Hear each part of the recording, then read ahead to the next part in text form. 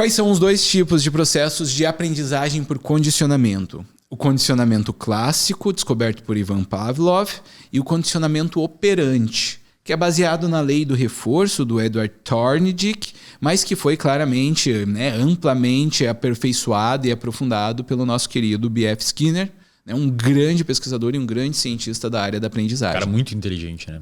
Ele comentava que tinha até dificuldade, né, cara, de... E de fato, né, até hoje muita gente não entende ele, né? Não, com certeza. Eu, na realidade, lembra? Devia ser complicado. Tu lembra uma vez que, abrindo aqui os nossos bastidores, mas lembra na época lá dos cursos de verão, né? Quando a gente estava empenhado junto? Antes de eu ler Skinner e conhecer bem Skinner, eu falava o que todo mundo falava sobre ele, que ele é uma teoria ultrapassada. Mas depois eu descobri que grandes que tem análise do comportamento. Grandes pesquisadores, cara. Por exemplo, o próprio Robert Sapolsky no livro Behave fala umas paradas sobre Skinner que claramente ele não entendeu Skinner. Não é verdade, exatamente. Não é verdade.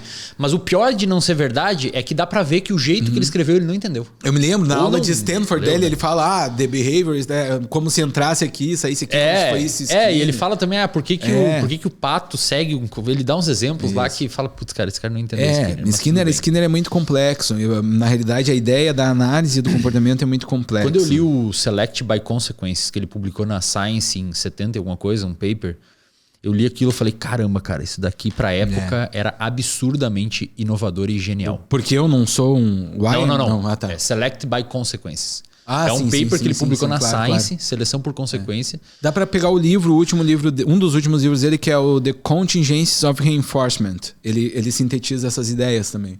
E eu acho muito bom, como é que a gente... vocês sabiam que ele conseguiu identificar superstição em pombos? Como é que alguém demonstra superstição em pombos, né? O que é superstição? Superstição é quando a gente emite uma resposta comportamental acreditando que ela vai levar a uma determinada consequência. Só porque no passado, coincidentemente, por sincronicidade, né? Não, nem vou usar esse termo, mas por coincidência, os eventos ocorreram ao mesmo tempo. Então, sei lá, né? Antes de entrar em campo, o cara fez assim e fez 3 gols. Ou deu pulinho. O jogador deu pulinho, isso, entre o pé direito. E daí em humanos é fácil. Ou levar o pé de coelho, né? Achando que vai dar sorte. Então em humanos é fácil a gente pensar em comportamento supersticioso. Mas olha o que Skinner fez. Ele colocou pombos em diferentes caixas e deixava lá os pombos. E ele deu reforço para esses pombos num intervalo de tempo variável, né? Não me lembro exatamente qual é o esquema de condicionamento, perdoe-me, analista dos comportamentos preciosistas, mas ele deixou os animais recebendo recompensa de tempo em tempo.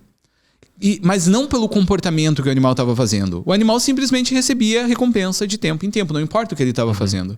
Quando ele terminou o processo de condicionamento, cada pombo estava fazendo uma maluquice diferente. Um estava virando para a esquerda, o outro estava dando um pulinho, o outro abria uma asa, o outro dava uma bicada, cada um com sua superstição, fazendo aquele comportamento em uma frequência maior, né?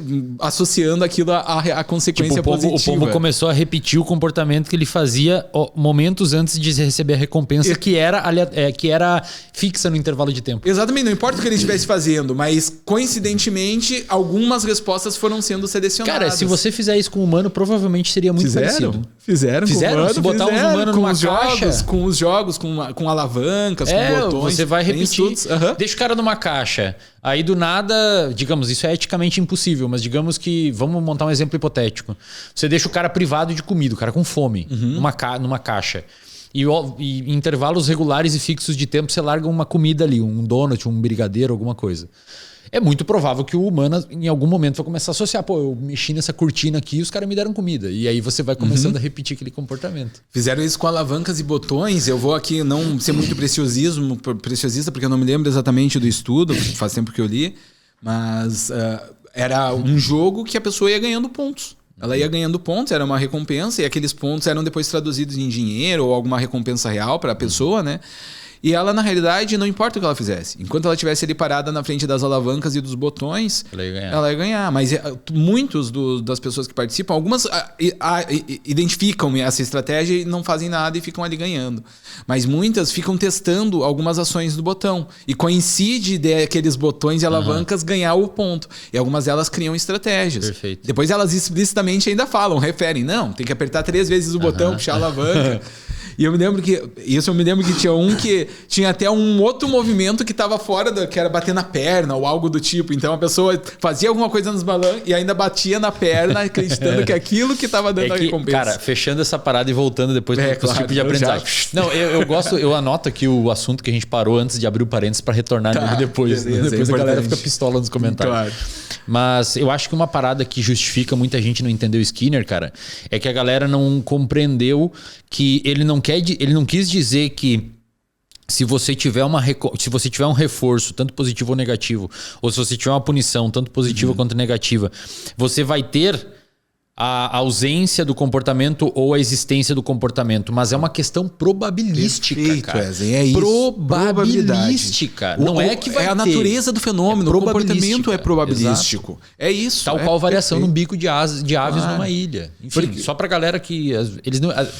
Aí o cara fala, pô, mas eu fiz isso e fui punido, mas não é, cara. E a criança botou o dedo na tomada e botou de novo. Cálculo, cara. Claro. Às vezes você vai trabalhar, você não gosta do seu emprego, então é punitivo nesse aspecto, mas você precisa do salário, então é reforçador nesse aspecto, e essa soma toda, o final vai ser um resultado que é a probabilidade daquele comportamento. Claro. É isso, né? Por exemplo, eu dou chocolate pra minha filha não fica birrenta, né?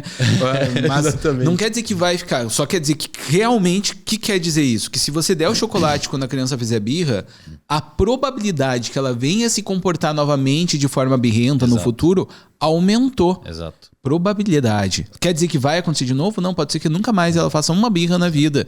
Mas se você reforçar uma vez a birra, a probabilidade é que muda. Então eu realmente concordo contigo, Wesley. Eu acho que um dos grandes mal entendidos para alguns cognitivistas está nessa questão das probabilidades, né? Até o próprio Chomsky teve algumas questões relacionadas a isso no seu